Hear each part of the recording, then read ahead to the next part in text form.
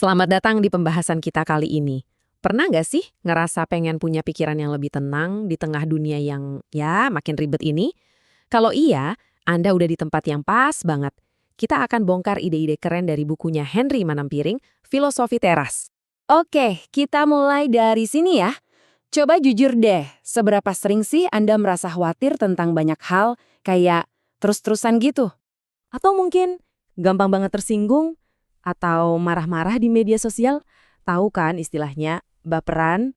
Nah, kalau Anda ngerasa, ini gue banget, tenang, Anda nggak sendirian. Dan solusinya, ini yang menarik, mungkin datang dari tempat yang nggak pernah kita duga sebelumnya. Bayangin lebih dari 2000 tahun yang lalu, ada sebuah pemikiran filsafat yang ternyata udah nemuin akar dari semua emosi-emosi negatif ini. Namanya Stoicism, atau yang di buku ini lebih dikenal sebagai filosofi teras. Dan yang bikin keren, filosofi kuno ini justru praktis banget buat kita generasi digital zaman sekarang. Jangan keburu mikir ini teori yang ribet dan gak nyambung ya. Justru sebaliknya. Ini tuh tentang gimana caranya kita pakai kebijaksanaan kuno buat ngadepin masalah-masalah modern kita. Jadi dari semua ajarannya, ada satu ide yang paling penting. Ini fondasinya, kuncinya.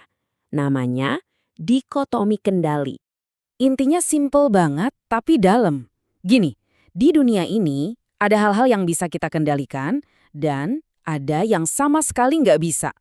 Nah, inilah yang disebut dikotomi kendali. Sekarang, yuk kita bedah satu-satu. Apa aja sih yang masuk di masing-masing kategori ini? Yang menarik, coba perhatikan deh. Hal-hal yang benar-benar di bawah kendali kita itu ternyata sedikit banget. Cuma seputar dunia batin kita aja. Pertimbangan kita, persepsi kita, cara kita menafsirkan sesuatu, dan tentu saja tindakan kita sendiri. Sekarang, bandingin sama yang ini. Lihat deh daftarnya. Panjang banget kan?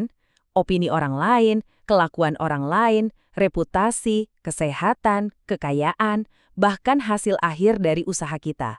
Semua hal yang sering banget bikin kita pusing ini, pada dasarnya ada di luar kendali penuh kita. Oke, paham teorinya itu satu hal. Tapi gimana cara pakainya di kehidupan sehari-hari? Nah, sekarang kita masuk ke bagian prakteknya, gimana konsep ini bisa bikin pikiran kita lebih adem. Kita ambil contoh yang paling sering kejadian ya. Anda posting sesuatu di media sosial, tiba-tiba ada aja komentar negatif yang bikin mood langsung anjlok. Di momen kayak gitu, coba berhenti sejenak dan tanya ke diri sendiri. Dari semua ini, apa yang sebetulnya bisa aku kendalikan? Jawabannya, bukan komentarnya.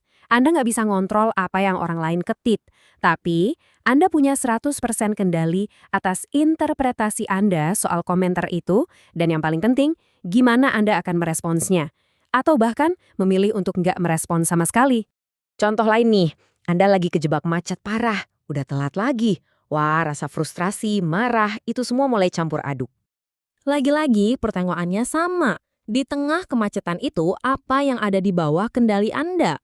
Tentu bukan lalu lintasnya kan? Anda nggak bisa mindahin mobil-mobil di depan. Tapi reaksi Anda? Nah, itu sepenuhnya pilihanmu. Anda bisa pilih buat marah-marah dan klakson terus, atau Anda bisa pilih dengerin siniar, musik, dan menerima situasinya. Kekuatan Anda ada di pilihan itu. Penting buat dicatat ya, tujuan filosofi teras itu bukan buat jadi robot yang nggak punya emosi, sama sekali bukan. Tujuannya adalah biar kita bisa fokusin energi kita ke hal-hal yang emang bisa kita ubah, bukan yang di luar kendali kita.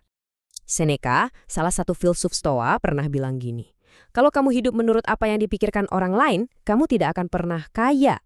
Keren kan? Maksudnya, kekayaan sejati itu saat kita bebas dari pusing mikirin hal-hal yang nggak bisa kita kontrol, terutama omongan orang. Jadi, sebagai penutup, ini ada tantangan kecil untuk Anda. Coba pikirin sejenak deh, apa satu hal di luar kendali Anda yang selama ini bikin Anda khawatir, yang akan Anda coba untuk lepaskan mulai hari ini?